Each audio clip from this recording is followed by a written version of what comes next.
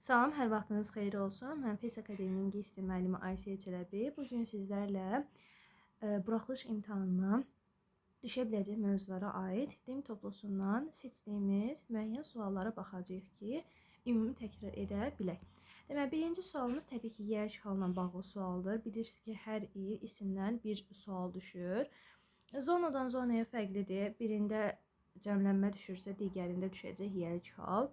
Bu bizim deməli birinci zona imtahanımızdan sonra məlum olacaq. Deməli birdə baxırıq ki, biz yer işğal istəyir. Birinci sualda the Earth's significant source of energy for life comes from the sun. Baxırıq ki, biz bilirik ki, yer məkan bildirən cansız isimlərin yer işğalında nə ola bilər? Apostrof s ola bilər. O cümlədən də Earth'dür, Moon'dur. Bu kimi sandı, tək varlıqlarında yer işğalı apostrof s olur və apostrof s-dən sonra sifət və ona aid olan isim gəlibdir. Yer kürəsinin vacib enerji mənbəyindən söhbət gedir ki, günəşdən gəlir və bu yer işğalı doğrudur. 2-də baxırıq ki, apostrof s-dən sonra feilin 3-cü forması gəlibdir və bu burada deməli həzdir və başqa bir feilimiz də yoxsa deməli elə həzdir bu. 3-də baxırıq ki, the European Union's dependency on energy imports has increased. Deməli, Avropa Birliyinin enerji idxalındakı deyir asılılığı son bir neçə ildə artıbdır. Baxırıq ki, təkdədir yer işğalı apostrof s-də özündən sonra isim gəlibdir. Düzgün bir yerlik haldır. Bəs 4-də səhvimiz nədir? 4-də səhvimiz ondan ibarətdir ki, animal sözü sayılan tək isimdir, amma yer işğalı apostrof s olmalıdır. Ümumiyyətlə biz bilməliyik ki, isimlərdə əgər bizə verilən isim sayılan tək isimdirsə, sayılan təkdirsə, sonra təki cəmi eyni olan isimdirsə, məsəl üçün sheep, deer, fish, swine və s. Sonra cəmi kökdən dəyişən isimdirsə, məsələn child, children, man, men bunlardırsa, daha sonra həmişə cəmdə olan isimdirsə, məsəl üçün police. Bundan əlavə olaraq, əgər soyaddırsa, Mr. Mrs.lər başlayırsa, və bundan əlavə olaraq da sonunda S, double S olub, bunlar cəm şəkilçisi deyilsə, bu isimlərin yer işğalı apostrof s-dir. Məsəl üçün, bunlara biz nələri misal göstərə bilərik? Bows, waitress və s. Əlavə olaraq da, bəs hansılar apostrofla düzəlir? Əgər ki, isim s-lə cəmlənibsə və soyadçısı qabağında D artiklı varsa, cəmlənib apostrof qoyulacaq. Bu qaydanı da yadınızda saxlayın. Daha sonra gedirik, növbəti belə bir sualımız var. Burada bilirik ki, zaten 2-ni götürməyəcəyik, çünki apostrof s-dən sonra artikel gələ bilməz. Həmçinin fiilin 3-cü formasını biz düzgün götürməyəcəyik. Amma ki, every human being's success depend on him. Hər bir insan varlığının uğuru onun özündən asılıdır deyir. Burada sayılı təkdir, tək olduğuna görə də yer işğalı apostrof s-dir, özündən sonra da isim gəlib, tamamilə doğrudur. Və 4-də də company təkdədir, yer işğalı apostrof s-dir, özündən sonra da sifət isim gəlib, tamamilə doğrudur ki, biz kompaniyanın yeni lideri haqqında heç nə bilmirik. Bu belə. Sonra baxırıq artikel mövzusuna. Artikel mövzusunda çox vaxtı rahat formalar düşür, amma siz yenə də bunlara baxın. Məsələn, crossword sözü sayıla bilirsə, mən bunun qabağına boşluqluq qoya bilmərəm. Ümumiyyətlə, həmişə artikel mövzusunu işləyəndə birinci ismə baxmaq lazımdır ki, o sayılan təkdir. Sayılan təkdirsə, mütləq qabağında yəli əvəzliklər, işarə əvəzliklər, sayılar gəlməyibsə, artikel yazılmalıdır. Ona görə boşluqluqla çıxırsınız. Sonra baxıram ki, burada da game sözü var. Deyir, is a magic game. Deyir, sehirli bir oyundur. Zaten təqdim etmə cümlələrində və belə bir mənasında olanda biz zaten oraya e artikli gətirib qoyacağıq. Sonra baxırıq ki, burada Arthur Wine tərəfindən yaradılmış, tamamlanmış bir crossworddan söhbət gedir. Yəni, elə belə crossword deyil də, bunun burada təyin budaq cümləsi var. Deməli, nə qoyacaq qabağına? Z artikli. 107-də san sözü zaten bilirsiniz ki, nədir? Tək varlıqda qabağında həmişə Z artikli yazılır. Sonra deyirsən ki, when I woke up this morning, the sun was shining through windows of my room and the birds were singing in trees. Vaxt deyirəm ki, mən bu səhər oyananda günəş mənim otağımın pəncərələrindən içəri parıldayırdı və yəni işıq, şəfəq saçırdı və quşlar da ağaclarda oxuyurdu. Burada baxın. Biz normalda Windows sözü cəmdədir, düzdür. Normalda cəm isim qabağında hər hansısa bir təyin edici qoymuruq çox vaxtı. Amma ki, bəzən qoya bilərik. Niyə? Çünki burada elə belə pəncərələrdən söhbət getmir axı. Sırf mənim otağımın pəncərələrindən söhbət gedir. Deməli, Z artiklını qoyacağam. Oflu birləşmənin birinci tərəfidir. Və təbii ki, burada da ağaclarda oxuyur in the trees olmalıdır buna görə. Y variantı. Sonra gedirik növbəti sual. Növbəti sualımız əvəzlikdə yeni əlavə olmuş bu tipli suallarla bağlıdır. Məsələn, burada birinci biz bilirik ki, əgər ki bizdə məsələn of olsa, apostrof s olsa, biz nöqtələrdə birinci isimlə uzlaşdırırıq. Amma iki isim yanaşı gəlsin, ikincisinə baxırsınız. Burada apostrof s var deyib, siz birinci ismə baxıb ona uyğun gətirməlisiniz. Women təhdid edib, DC, those çıxırıq. Amma ikinci tərəf təqdir. Təqi necə yaradıq? Köməkçi feil yazırıq, sonra da mübtədanın şəxs əvəzini əvəz edib yazırıq. Düzdür? Mübtədamız apostrof s-li birləşməni ifadə olunsa, biz xəbəri hansı tərəflə uzlaşdırırıq? İkinci tərəflə. İkinci tərəflə uzlaşdırdığımıza görə də sansı biz gətirib şəxs əvəzini əvəz etməliyik. Bu da sans da cəmdə olduğuna görə mən hi qoymaram. Uşaqların ən çox səhv elədiyi mövzu nədir? Hissə nədir burada? Biz axı feildən sonra obyekt əvəzi gətiririk. Amma bu sual cümləsi. Sual cümləsinin köməkçi feil nəyin önünə keçir? Mübtədanın önünə keçir. Mübtəda nə ola bilər? Şəxs əvəzinin adlı qalır. Ona görə cavabımız olmalıdır Y variantı. Daha sonra bu tipli qayıdış əvəzliklərlə bağlı olan sualda bu iki topu da paplayardı. Necə? Deməli, dear students, why don't you want the professor to talk to you? Biz bilirik ki, biz kitabla da qayıdış əvəzi gətirə bilirik, mübtədanla da gətirə bilirik, bəzən tamamlıqla da gətirə bilirik. Deməli, burada biz üçünə də baxmalıyıq. Ya bir dəfəlik tərcümə edin bu tipli 3 dənə, 4 dənə qayıdış əvəzinə uzlaşan söz gördükdə cümlədə, ya da ki, çalışın variantları çıxasınız. Məsəl üçün, çünki axırda yeni tərcümə eləməli olacaqsınız. Deyirəm ki, əziz şagirdlər, siz niyə istəmirsiniz ki, professor özü sizinlə danışsın? Və deyirəm, professor özü sizinlə danışsın. Professorun özündən söhbət getdiyinə görə və bu təkdədir. Qadın da ola bilər, kişi də ola bilər. Çünki yəni neutral cəndədir də. Dəqiq bilmirik cinsini. Himself də qoya bilərəm, herself də qoya bilərəm mən burada. Və bu tipli suallarda diqqətli olun. Sonra hard və hardly. Ümumiyyətcə, hardlydir, highlydir, nearlidir. Bu tipli həm sifət, həm zərf olan sözlərin fərqləndirilməsi uşaqları çox çaşdırır. Ümumiyyətcə, yadınızda saxlayın ki, həm sifət, həm zərf kimi işlənən sözlər gəlib ancaq elva ilə zərf kimi yarananda heç vaxt dərəcələnə bilmir. Heç vaxt qabağında dərəcə zərfləri, dərəcə göstəricilər işlənə bilmir. Məsələn, hardly sözü, bax bunun kökü olan hard həm sifət, həm zərf ola bilər. Məsəl üçün, a hard life desəm mən sifətdir, amma he worked hard desəm zərfdir, düzdürmü? Həm də bunların yeri var. Məsəl üçün, bu hardly cümlədə mübtəda ilə xəbərin önündə işlənir. Ortasında işlənir daha doğrusu və yaxud da köməkçi feilin əsas feilin ortasında işlənir. Məsələn, mən baxıram ki, burada very var, deməli hardly-ni çıxacağım, çünki bu dərəcə göstəricinin işləmir. Həm də adi dərəcə olmalıdır veridən sonra yeni də çıxacağım. Sonra baxıram ki, həm feildən sonradır, həm də ki, burada təsdiq mənada da deyirəm ki, o çox çalışır. Deməli, qalacaq mənə very hard. Sonra baxıram ki, köməkçi feil, deməli, burada əsas feillə mübtədanın ortası. Deməli, elə mənə burada lazımdır hardly. Yəni, bunları yerinə görə də tapa bilərsiniz, mənasına da görə tapa bilərsiniz ki, o çox çalışdı. O projeni tamamlamaq üçün çox çalışdı, amma ki, demək olar ki, yatmadı da. Həm də bat var burada. Siz bir tərəf təsdiq, bir tərəf inkar qoymalısınız.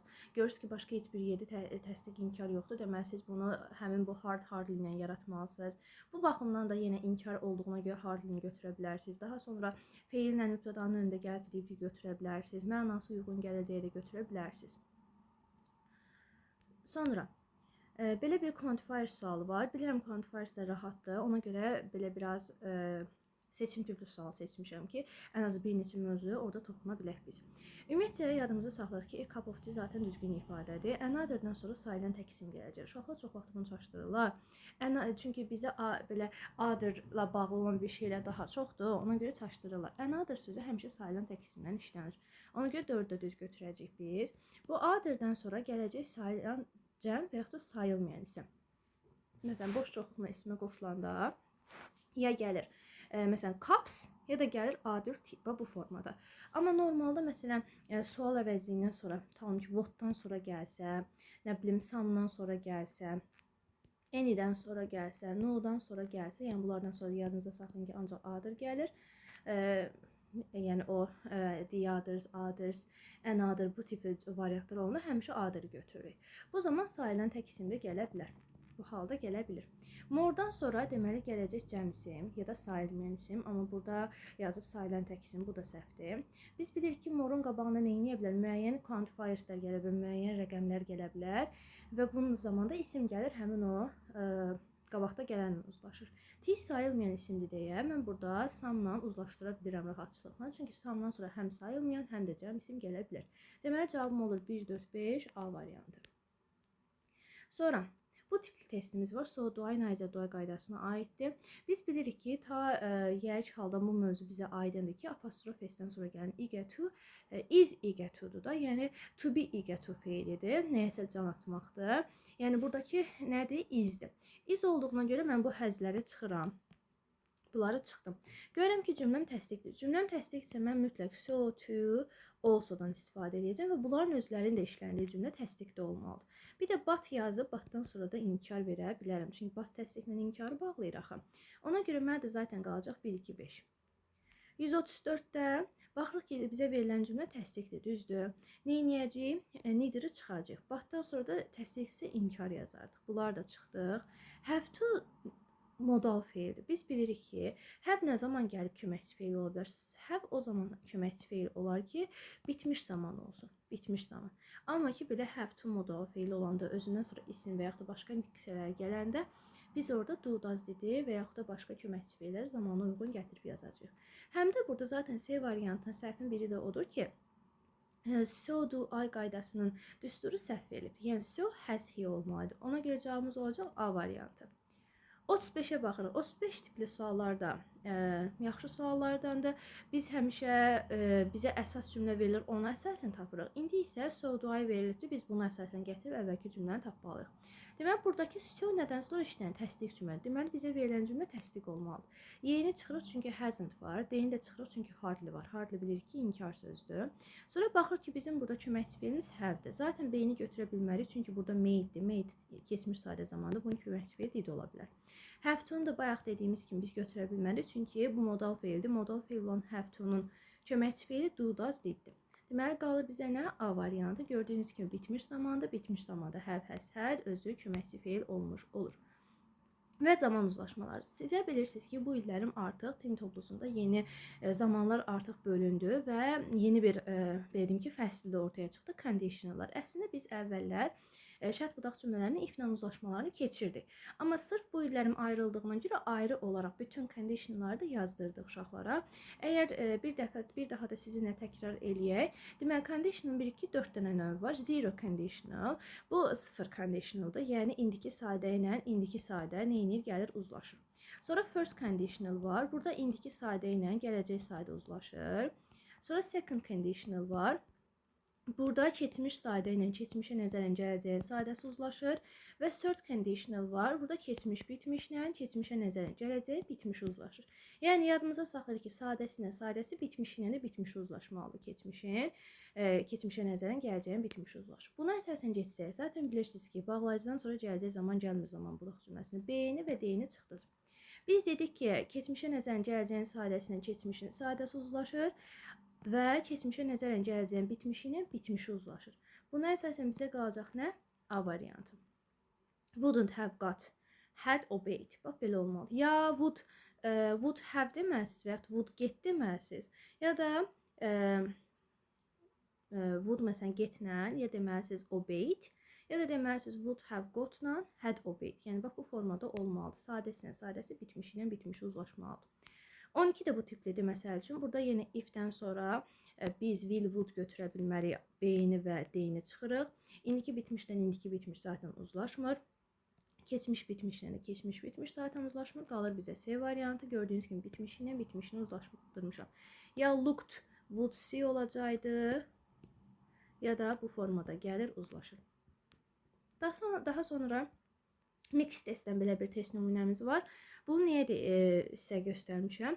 Əgər cümlədə heç bir zaman zərfi yoxdursa, daha doğrusu zaman bağlayıcısı yoxdursa, orada zaman uzlaşması yoxdur.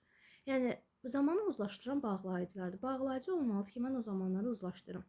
Əgər zaman bağlayıcısı yoxdursa, deməli mən zaman zərflərinə baxacağam. Hə, zaman zərfləri də olmasa, onda siz kontekstlə gedib bir-birinə oxşar zamanları götürə bilərsiniz. Amma burada zaman bizim nələrimiz var? Zərflərimiz var. Ego hansı zaman? Keçmiş sadə zaman. Düzdürmü? Bəs yet hansı zaman? İndiki bitmiş zamanı zaman zərfi də yet. Amma cümlədə zamanla uzlaşanda keçmiş zamanla uzlaşsa olacaq, hə, keçmiş bitmiş zaman. Cavabımız olacaq D variantı. Əgər cümləni tərcümə etsək, sizə lap aydın da olar ki, biz niyə gətir bura indiki bitmiş zaman qoyuruq. Deyirəm ki, bu insanlar bir həftə əvvəl gəlib çatıblar, amma hələ də mən onları görməmişəm. Bir həftə əvvəl gəliblər və ondan bəri hələ də onları gedib görməmişəm. Nədir? İndiyə yönəlikdə təbii ki, indiki bitmiş zaman qoyacağım. Amma ikinci test nümunəsinə baxın, artıq siz burada V ilə nə edirsiniz? Zaman uzlaşdırırsınız. V ilə zaman uzlaşdırdığınıza görə mən zaten V-dən sonra indiki bitmiş zaman gəlmir, keçmiş bitmiş zaman gəlmir. Bitmişlər gələ bilər, indiki bitmişi çıxmaq şərtlə, gələcəklər gələ bilər. Amma nə zaman? Tamamlıq budaq cümlələrdir, complete də sentensdə gələ bilər. Və yaxud amma gəlib burada anda əndə mənasında, orada nə vaxt mənasını verir? Anda əndə mənasına gətirib zaman budaq cümləsini mən bunu işlədə bilmərəm. Will come da gələ bilməz. Qalır A-na C variantı. Biz baxmalıyıq ki, burada artıq when var. When varsa mən zaman uzlaşdırmalıyam. Zaman uzlaşdırmalıyam deyə də artıq A variantını götürə bilmərəm. Çünki keçmiş sadə zamanla indiki bitmiş cümlədə since olanda uzlaşa bilər. Bu da belə. Sonra baxırıq 71-ci suala. Deməli, burada after'ə görə bu sualı seçmişəm. Çünki after necə ki, since bütün uzlaşma qaydalarını pozur, gəlir indiki bitmişdən keçmiş saydəni uzlaşdırır. After də yenə bütün uzlaşma qaydalarını pozaraq nə edir? Özündən sonra keçmiş bitmiş zaman alır. Keçmiş bitmiş zaman alır, bu tərəfə də qoyuram keçmiş sadə zaman. Ona görə bizim cavabımız olacaq hansı variant? B variantı. Sorursaz ki, niyə? After gəlir, keçmiş bitmişi özündən sonra alır. Çünki bizim zaman oxumuz var da, belə ədəd oxu kimi zaman oxumuz var ki, zamanlar hansı ardıcılıqla baş verir. Birinci keçmiş bitmiş zaman baş verdiyinə görə, sonra keçmiş sadə zaman baş verdiyinə görə mən nə etməliyəm? Keçmiş bitmişdən sonra gətirib keçmiş sadə yazmalıyım. After da sonra deməkdir. Ona görə öz yanında avtomatik nə alacaq? Keçmiş bitmiş zaman almış olacaq. Sonra baxırıq ki, keçmiş bir zamanda verilmiş ildir. Deməli, biz qoyacaq keçmiş sadə zaman. Və since then var. Since then, since last year, since yesterday. Bu tipli zaman zərfləri indiki bitmiş zamana aiddir. İndi eləyəcəm, niyə də tərcümə eləyəcəm. Oradan da başa düşəcəksiniz ki, niyə mən ora gətirib indiki bitmiş zaman qoymalıyam. Deyirəm, Julian öz birinci kitabını 1990-cı ildə çap elətdirdi, nəşr elətdirdi. O vaxtdan bəri 20 milyon çox kopyadan, 20 milyon nüsxədən daha çoxunu satdı. O vaxtdan bəri deyir. 1990-ın üzü boyana ki, 20 milyon kopyadan, nüsxədən daha çoxunu satıbdı. Keçmişə yönəlik deyir ki, bu əksinə üzü boyana, indiki zamana doğrudur. Ona görə nə verəcəm? İndiki bitmiş zaman. Sonra 16-da. Bilirəm, məhsul növ sizə rahatdır. Məhsul növ o qədər çətin bir şey yoxdur. Rahatlıqla tamamlığı gətirsiz, qoyursunuz mübtədanın yerinə, köməkçi fiili gətirsiz, xəbər gətirsiz və s. Sual cümlələrində də yenə sual sözü, köməkçi fiili, mübtəda, xəbər şəklində yazırsınız. Çox da çətin deyil. Mənim burada demək istədiyim yer hansıdır? Biz bilirik ki, sual cümlələrində müxtəlif cümlə üzvlərinə sual verilir. Məsələn, ola bilər zamana, ola bilər mübtədaya, ola bilər xəbərə, ola bilər nə bilim cümlənin digər üzvlərinə. Amma bəzən tamamlığın özünə də sual verir də. Məsələn, sən baxırsan ki, tamamlıq əsasən harda gəlir? Feildən sonra. Baxırsan ki, feildən sonra sənin tamamlığın yoxdur. To this country-ni heç vaxt mən neyini bilmərəm. Tamamlıq götürə bilmərəm. Çünki bu ölkəyə demək, haraya? Bu yer zərflidir. Biz buna baxa bilmərik. Biz eksportdan sonraki hissəyə o dəqiqə baxmalıyıq. Burada tamamlıq yoxdursa, deməli bizim bu what-la başlayan sualımız hansı zaman, hansı cümlə üzvünün sualıdır? Elə tamamlığın özünün sualı imiş. Biz bilirik ki, adi xüsusi sual cümlələrində bizim düsturumuz belədir ki, sual sözü, sonra köməkçi feil, sonra tamamlığı gətirib mübtəda yerinə qoyuruq və sonra da feilin üçüncü formasını yazırıq. Mənim artıq burada tamamlığım yoxdursa, avtomatik nə olur? Köməkçi feillə xəbər yanaşı gəlir. Deməli, nə edəcəm? Votu yazacağım. Sonra baxacağım ki, zamanım indiki sadə zamanda onun məhsulunu yazıb, verəcəm by Azərbaycan to this country. Niyə belə verməliyəm? Azərbaycan heç vaxt gətirib mübtəda vəzifəsinə qoymaq olmaz. Çünki bu cümlənin mübtədasıdır, məlumla məhsul mübtədası eyni ola bilməz. This country-ni heç vaxt gətirib qoya bilmərəm, çünki bu cümlənin tamamlığı deyil, yer zərfliyidir. Həmçinin də ki, zamanımız indiki zaman deyib keçmiş formanda qoymaq olmaz. Məsələn, burada bir dənə də buna aid sual olmalıdır, yoxsa elə bir dənə idi. Əgər bu mövzu ilə bağlı çətinliyiniz varsa, elə həmin bölmədə bundan sonra gələn sualı bu tiplidir. Orada deyir ki, o hansı problemlərə öz məqaləsində toxundu. Orada da yenə what problems were touched upon in his article. Bu formada deyə bilərsiniz. What problems were touched by him in this article-da demək mümkündür. 61-ə baxırıq ki, burada bizdən məhsulda olan cümləni seçməyimiz tələb olunur. Bunu niyə seçmişəm? Çünki zaten 4-ü çıxacaqsınız, çünki cümlənin axırında sifət var, bu heç, bunu çıxdınız. 3-ü götürə bilərsiniz, çünki to be ilə feilin 3-cü forması yanaşı gəlibdir. Bizə əsas 1-dən 2-nin fərqi lazımdır. Çox vaxt uşaqlar gəlir 2-ni götürürlər. 2-ni biz götürə bilmərik. Niyə? Çünki biz bilirik ki, əgər bu were-lə played yanaşı gəlirsə, deməli bu these games aid olmalıdır ki, sən deməlisən ki, these games were played in your childhood. Əgər bu this ilə games-in ortasına z article gəlibsə, deməli bunlar ayrılır. Çünki biz işarə əvəzindən sonra z article yazmırıq axı ismin qabağında. O zaman düşməli idi. Bax, 1-dəki kimi olmalı ki, these games were often played. Yəni bunun nəqli cümləsi bu tipli olmasına görə biz bu these games-i aid eləməliyik. Amma 2-də gör ki, bunların ortasına nə girib? Article girib. Article giribsə, deməli these were ayrıdır. The games played ayrıdır. These were the games played şəklində mən bunu nəqliyə çevirəcəm. Orada axı mənim to be ilə feilin 3-cü forması yanaşı gəlməyibdir. Deməli, mən onu nə edə bilmərəm? Məhsul götürə bilmərəm. Daha sonra deyil, məhsul çevrilə biləcək cümlələri seçin. Məhsul cümləni çevirməyim cümlə nə olmalıdır? Gəlib tamamlığım olmalıdır. Mən tamamlıqla çevirirəm axı. Baxıram ki, 4-də tamamlığım var. Make another attempt. Yəni deyirəm ki, başqa bir neyləndir? Addım atıldı da. Attempt bizim orada ismimizdir. Yazmaq mümkündür bunu. Daha sonra baxırıq nəyə?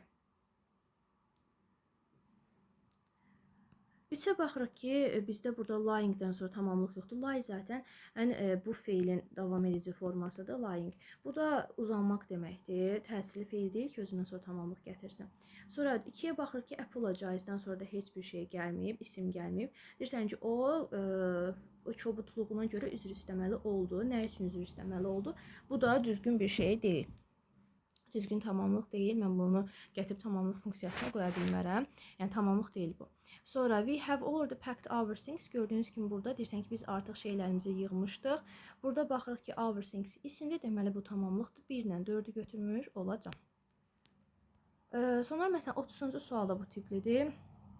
Baxırıq, has got blue eyes. Deyirsən ki, onun mavi gözləri var. Bu var malik olmaq feili axı təsirli feil deyil. Mən bunu necə gətirim çevirim məhsula? Ona görə bir səhvdir. Sonra we were sorry deyirəm, biz üzgünü to be late for. Burada bax görsən yenə tamamlıq yoxdur. İsim yoxdur. Axı isim olmalıdır. İsmi birləşmə olmalıdır. Mən gətirim bunu tamamlıq kimi götürürüm. Deməli 1 ilə 2-ni çevirə bilməyəcəm. 3-ü çevirə bilirəm, çünki deyirəm ki, onlar tez-tez öz nənə babalarını ziyarət eləyirlər. Kimi? Bax deyirsən ki, onların nənə babalarına tez-tez ziyarət olunur. Deyir, grandparents are often visited by them. Yəni bunu mən rahatlıqla çevirə bilirəm axı. 4-də də his suitcases tamamlıqdır. İsmi birləşməli götürmək olur. Deyirəm ki, o öz çamadanlarını yığmamışdı. His suitcases weren't packed by him. Yəni bu formada çevirmək olur. 1 ilə 2 cavabımız olmuş olacaq çevrilə bilməyənlər kimi. 195-i niyə seçmişəm? Çünki bilirsiniz ki, sizə yeni qayda əlavə olunubdur.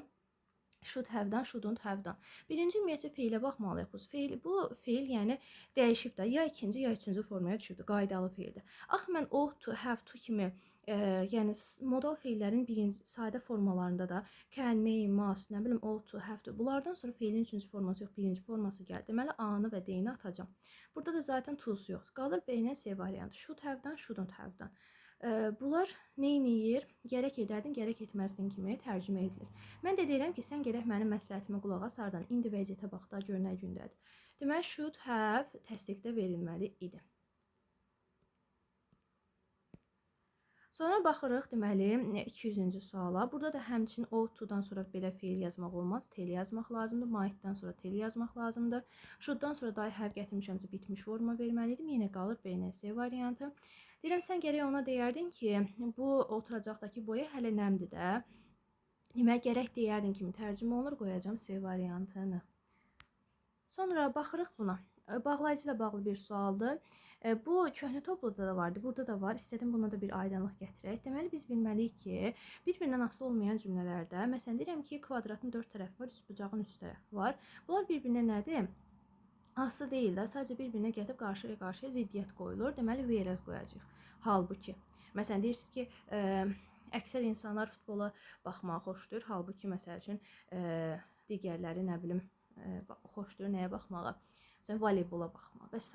Yəni bu tipli bir-birinə ziddiyyət gətirən aslı olmayan cümlələrdə whereas qoya bilərsiniz. Tərcüməsini də eləsəz düzgün olar. Bu 88-ci sual köhnə topluda səhv idi. Burada artıq cavabını düzəldiblər. Deyirəm, it was a dark and cloudy day. Mrs. Marvel put on her glasses. Bax, deyir ki, tutqun və buludlu gün olmasına baxmayaraq Mrs. Marvel neynədi? Öz günəş gözlüklərini taxdı. Yəni, mən tutqun buludlu gündə niyə günəş gözlüyü taxım ki, gün çıxanda taxaram da. Burada nə var? Ziddiyyət var. Ona görə qoyacağım even so. Baxmayaraq ki, hava tutqun və buludlu idi. Mrs. Marvel öz günəş gözlüklərini taxmışdı. Deyirəm, benzin baha idi. Beləliklə də buna görə də mən nə etməliyəm? Mən maşını çox sürməkdən qaçındım da, yəni azaltdım çox sürməyi. Deməli, buna görə də nə olacaq? Therefore, bunu siz öz esələrinizdə də yaza bilərsiniz.